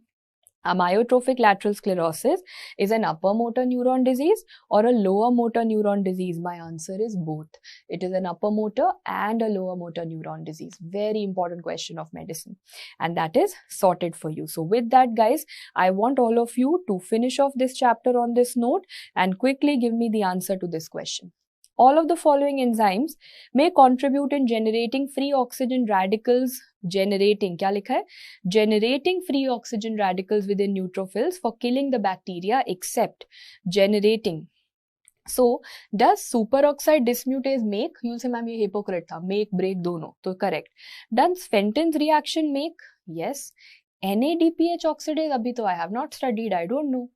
Glutathione peroxidase, does that make new radicals? Does that generate new radicals, or is it like a very, very good boy and it breaks the radicals? Yes, that breaks. So, which of them is not involved in generating? Even if I don't know all the options, I know that glutathione peroxidase though was very, very good boy. It was not making radicals. It was breaking. It was going to cause a protection. It breaks H2O2 as well as hydroxyl. It was very, very good boy. So, that is the answer over here. ठीक है? And for those who are confused that ये NADPH oxidase क्या है, just go to the next chapter, do phagocytosis. You will see that NADPH also makes free radicals. That is exactly coming up in the chapter of inflammation. On that note, we have wrapped up our entire discussion of the rapid review of cell injury. I hope you're finding it rapid and reviewable. That is the entire concept about it. So it should be rapid and should be a review. I hope we've managed to do that. So see you in the next chapter, rapid review, that is inflammation. Now let's begin with the next rapid review session of inflammation chapter. You know this is an important, very, very important rather chapter that we have in general pathology, and you know there are some salient features, too much of cramming up. We're going to revise all the mnemonics and all the flowcharts, tables and concepts that we've done in the main videos. We're going to concise all of that and make it into more palatable as a chapter, I hope, fingers crossed. On that note, let's begin. First, let's start with basics, the classification. What are the two types of classifications of inflammation that you have? Number one, you will classify inflammation on the basis of the type of the fluid. Have you ever had common cold? Of course, hai na? Common cold mein what do you have? You have a running nose, means which kind of inflammation do you have? You have catarrhal inflammation. Catarrhal inflammation means common cold. Common cold is what? Water and mucus. Water and mucus, and that is the common cold that you're going to consider. So basically the running nose that you have, water and mucus comes out, that is a fluid. So you're doing the classification on the type of the fluid, and that is known as catarrhal inflammation. Second, day-to-day life example. Have you ever had an abscess? Pus wala. So what is that pus known as? Pus is known as purulent inflammation. Pus is known as purulent inflammation. So when you are talking about abscess, purulent inflammation is something that you would be considering. Then I'll tell you two more inflammations which you might have not studied or might have not experienced yourself, but you definitely be doing so in your medical profession. Those are serous and fibrinous. When we say serous inflammation, it means it is very, very watery, just plain like water. And when I say fibrinous inflammation, that means it's very, very thready. Thready mainly again means that it's going to be stringy. So now when I say there's a case of rheumatic heart disease, you will always see that they say that rheumatic heart disease shows you serofibrinous pericarditis. Rheumatic heart disease shows you serofibrinous pericarditis, and that is something which is also known as the bread and butter appearance. The bread and butter appearance that you see, serofibrinous pericarditis. Very, very important for you to know in the exam, right? So these are the different types of inflammations that you have in case of fluid type. The classification on fluid type, because the next classification that I'm going to tell you is based on the duration, and you know this is everyone's favorite classification. It's the famous acute and chronic inflammation. So you know what they ask you in the paper? Dekho, this to everyone knows that acute inflammation basically means things are going to happen quickly. Chronic inflammation means things are going to happen slowly, delayed manner, but they ask you the different types of cells. So what are the cells of acute inflammation? The cells of acute inflammation are neutrophils. And what are the cells of chronic inflammation? These are going to be 3 cells, but you have to know the most important one. So the most important one is macrophage. But other than that, it is lymphocytes, macrophage, plasma cells. Repeating, lymphocytes, macrophage and plasma cells. However, macrophages are the most important cell of chronic inflammation. So repeating, cells of acute inflammation are neutrophils. Cells of chronic inflammation are going to be lymphocyte, macrophage and plasma cell. I am telling you a rule means I'm going to tell you an exception. So please remember, for acute inflammation, all the acute inflammations show you neutrophil except for typhoid fever, because typhoid is an acute inflammation but does not show you neutrophils. It shows you relative lymphocytosis. It